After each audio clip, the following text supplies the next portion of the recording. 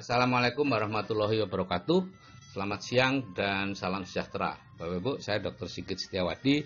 Hari ini saya akan membicarakan mengenai bisnis kuadran kanan. Ini untuk program lanjutan ya, bukan program Building the Dream. Ada 4 cara Bapak Ibu mendapatkan penghasilan, yaitu sebagai employee, self-employed, business owner, dan investor. Ya.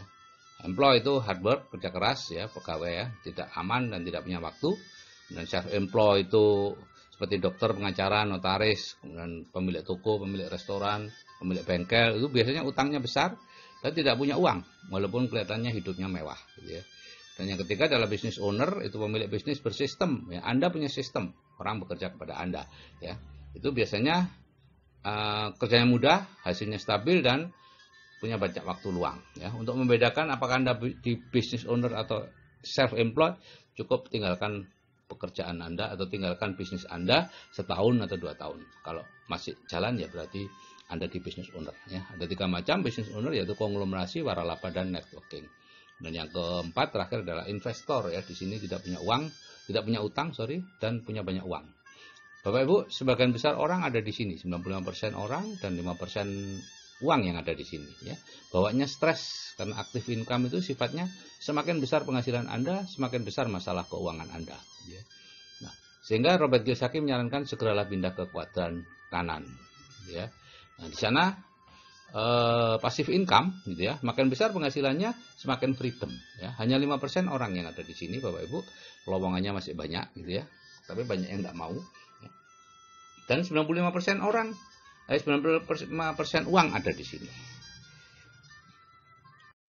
Nah, cara pindah kuadran seperti ini, dari employed ke self-employed ya, mengerjakan bisnis tertentu, membangun bisnis, kemudian membuat sistemnya, dan akhirnya ke investor.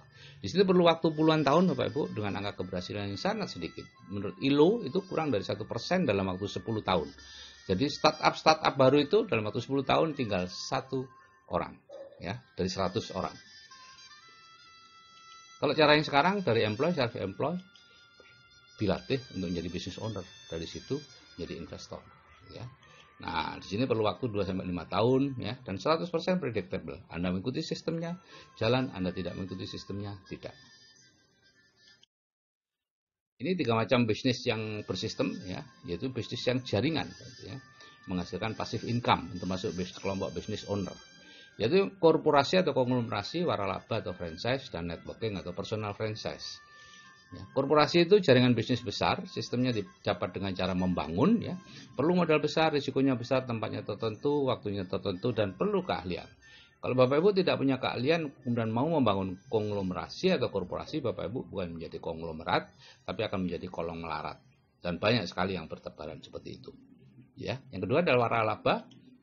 Ini jaringan bisnis sejenis ya, toko, restoran, dan lain-lain, rumah sakit ya. Sistemnya dengan cara membeli, modalnya besar, risikonya besar, tempat tertentu, waktu tertentu, tapi tidak perlu keahlian. Cukup Anda membeli saja, ada sistem. Dan yang ketiga adalah networking atau personal franchise, itu jaringan konsumen perorangan. Yang dimaksud oleh Robert Kiyosaki dengan networking adalah jaringan konsumen perorangan. Ya. Sistemnya dengan cara memakai, modalnya kecil, risikonya kecil, fleksibel, waktunya fleksibel, dan ada sistem sehingga tidak butuh keahlian.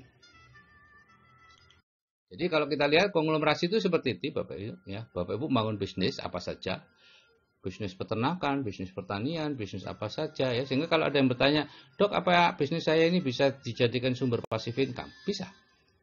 Asal Anda membangunnya menjadi korporasi sehingga autopilot. Bangun sistemnya autopilot. Butuh 2 sampai 3 kali bangkrut.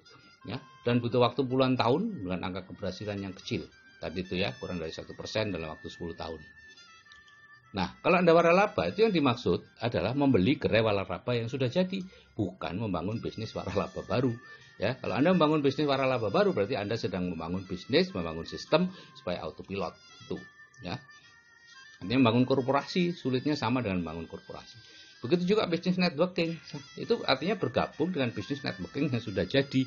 Ya, bukan membuat bisnis networking yang baru ya. Saya banyak diajak orang untuk membuat bisnis networking baru. Ya, saya tidak tidak mau dong. Itu sama dengan membuat korporasi kok. Sulit banget Bapak Ibu. angka keberhasilannya kecil sekali. Apalagi kalau sudah menyertakan orang, waduh, tambah kecil. Dan sudah di dunia sudah ribuan orang, ribuan bisnis networking yang hilang timbul. Tidak ada, hanya berapa. Bisa dihitung dengan jari yang bertahan selama 10 tahun. Jadi kalau kita memilih kerjasama bisnis bersistem, Bapak Ibu, ya, Anda sedang membangun aset jangka panjang yang bisa diwariskan menurut Robert T. Kiyosaki. Sehingga Anda perlu memilih, bisnisnya harus legal. Kalau Anda berinvestasi, patokannya adalah OJK, Otoritas Jasa Keuangan. Tapi kalau Anda bergerak di bidang networking, patokannya cuma satu, yaitu APLI, Asosiasi Penjualan Langsung Indonesia. Tidak ada di daftarnya APLI, udah lupakan. Ya. Kemudian sudah berumur di atas 10 tahun, di bawah itu lupakan deh. Ya. Angka keberhasilannya kecil sekali. Ya. Ada produk yang berkualitas, ada rancangan pendidikan yang jelas, ada orang yang sudah berhasil. Itu syarat-syaratnya. Ya. 5 syarat itu, satu saja tidak memenuhi syarat, lupakan deh Bapak Ibu. Ya. Kecuali Bapak Ibu memang ingin berpetualang lagi, silahkan. Tapi kalau Anda ingin membangun aset jangka panjang yang bisa diwariskan, Anda lupakan deh semua itu. Nah, bisnis terbesar di dunia ini apa? Ini supaya mengerti, yaitu bisnis grosir dan retail. Ya. Karena 60% uang yang kita bayarkan untuk membeli sesuatu, apapun itu, ya, itu masuk di sini. Grosir, retail, dan iklan. Ya. Produsen hanya 40%. Maksimal itu Bapak Ibu. Kalau untuk produk-produk yang bermerek, itu produsen cuma dapat sedikit. Contoh sepatu yang cawang itu di toko dijual $100, produsennya cuma dapat $15. Ya. Saya berani ngomong begitu karena ini sudah ada di koran sejak lama. Jadi bergeraklah di bisnis grosir dan retail kalau ingin mendapatkan uang yang besar. Ada 3 macam, yaitu grosir dan retail konvensional, waralaba, dan networking. Jadi kalau grosir dan retail konvensional ini Anda yang bangun toko, Anda yang mengisi toko, Anda yang mengelola toko, Anda yang mencari konsumen, ya semuanya Anda, modalnya tentu besar, keuntungannya ya lumayan, 5-10% dari omset.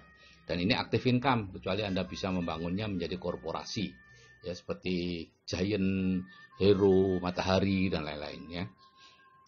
Kalau waralaba dan minimarket, ini Anda yang membangun tokonya, Anda yang mengisi tokonya, yang mengelola toko itu mitra, yang mencari konsumen mitra. Ya, modalnya besar. Ya.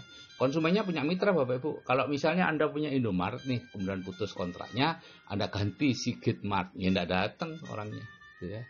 Karena orang datang ke situ karena Indomaret. Gitu ya. Keuntungannya 2,5-3%. Karena apa? Karena konsumennya milik mitra, bukan milik Anda. Dan ini penghasilan pasif. Nah, kalau di networking, Anda bekerja sama dengan mitra, yang bangun toko itu mitra, yang mengisi toko itu mitra, yang mengelola toko mitra. Anda hanya bertugas mencari konsumen. Ya. Kalau barang itu masih di toko, itu barangnya mitra. Kebakaran, dirampok, atau expired, itu risikonya mitra. Tapi begitu ada yang beli, anggota Anda, itu barangnya Anda. Modalnya kecil. Ya. Penghasilannya lumayan besar, 10% dari omset. Ya. Dari 60% yang dibagi-bagi tadi, Anda dapat kurang lebih 10%-nya. Dan kenapa besar? Karena Anda yang punya konsumennya. Gitu ya. Jadi siapapun pemilik konsumen, dialah pemilik bisnis yang sebenarnya. Traveloka, Gojek, Uber, itu semua pemilik konsumen. Nah, jadi kalau Anda ingin kaya sejati, Bapak Ibu, ya, bisa rekreasi dengan bebas, punya banyak waktu luang, bisa punya rumah besar dan sebagainya, bebas finansial dan bebas waktu, maka ini jalannya. Ya. Kalau tidak, misalnya tidak ingin, ya sudah, tidak apa-apa. Jadilah yang seperti sekarang, karyawan, pebisnis kecil, profesional, bisnis online, money game, direct selling, MLM, bertani, beternak, dan sebagainya. Tapi kalau Anda ingin bebas finansial dan bebas waktu, tinggal ditanya, punya uang enggak? Kalau punya uang, oke, lakukan investasi, ya, atau beli waralaba. Kalau tidak punya uang, tinggal tergantung, Anda punya umur enggak? Kalau umurnya kurang dari 30 tahun, bangunlah bisnis konglomerasi, bisnis networking. Atau kalau cepat ya bisnis networking. Kalau usia Anda sudah lebih dari 30 tahun, tidak ada cara lain networking. Seperti yang dikatakan oleh Robert T. Kiyosaki. Apa sih bedanya networking, multi-level marketing, money game, atau MLR, multi-level recruiting? Ya. Konsepnya networking jaringan pemakai, MLM itu jaringan penjual, money game itu jaringan pencari anggota. Prinsipnya networking kerja dapat banyak, yang MLM kerja dapat banyak, kalau money game yang duluan dapat banyak. Karena sudah disusun terstruktur dalam bentuk piramida. Karena ini memang asalnya dari piramida skema Ponzi gitu ya, yang ilegal dimanapun gitu ya, kecuali di Indonesia. Produk networking banyak, MLM sedikit atau banyak, money game tidak atau markup. Ya, tidak ada produk di situ. Ada produk di markup. Koin emas yang harganya sekian jadikan sekian. Kemudian manik-manik yang plenik-plenik itu untuk kalung, untuk putih ada titik-titiknya itu ya. Itu di Cina dijual 5.000, 15.000, di sini jadi jutaan Bapak Ibu ya. Jadikan multi level recruiting atau money game. Asal bonus di sini networking penjual produk, MLM juga sama penjualan produk. Kalau di money game anggota baru. Karena itu biaya masuknya tinggi. Kemudian ada reinvestasi lagi gitu ya. Nah, kalau sudah masuk, awalnya mungkin masuk cuma beberapa ratus ribu paket hemat. Setelah itu Anda akan ditawari, ini ada paket premium, ini ada paket emas atau paket gold atau paket apa saja terserah. Itu sudah pasti money game Bapak Ibu. Begitu ada paket-paket reinvestasi. Karena apa? Asal bonusnya dari anggota baru. Sehingga kalau sudah mulai menurun ya anggota lama disuruh jadi anggota baru lagi. Terus menerus seperti itu. Anda sudah dapat banyak toh, ayo investasi lagi supaya dapat lebih besar lagi. Itu jargonnya gitu ya. Tutup poin tidak ada di networking, di MLM ada karena produknya sedikit sehingga perlu dijual terus. Karena itu harus beli terus. Kalau di networking tanpa tutup poin pun orang akan beli terus karena pemakai. Stokis juga begitu, networking tidak ada stokis, di MLM ada stokis. Money game ya enggak tahu saya. Kalau penghasilan, networking pasif penghasilannya. Kalau MLM dikatakan pasif sih, tapi sebetulnya karena ada tutup poin, ada stokis, jadinya ya aktif. Karena harus nungguin terus tuh bisnisnya.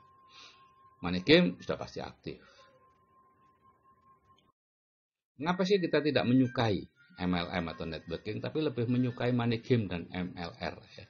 Karena MLM dan networking itu berlawanan sekali dengan program bawah sadar kita, Bapak Ibu ya. Penghasilannya di MLM dan networking itu sangat besar.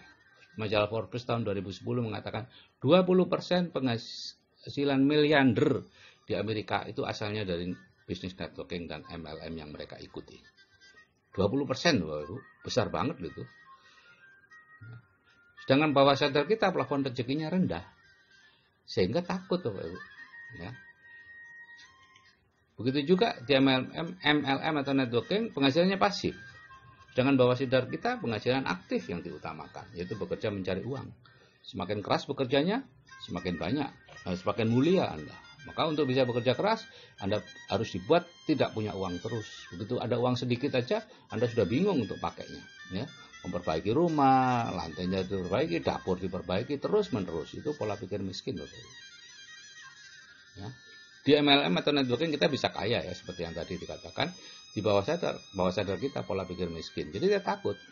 Begitu juga di MLM atau networking kita bisa freedom, bisa pensiun, menikmati hidup.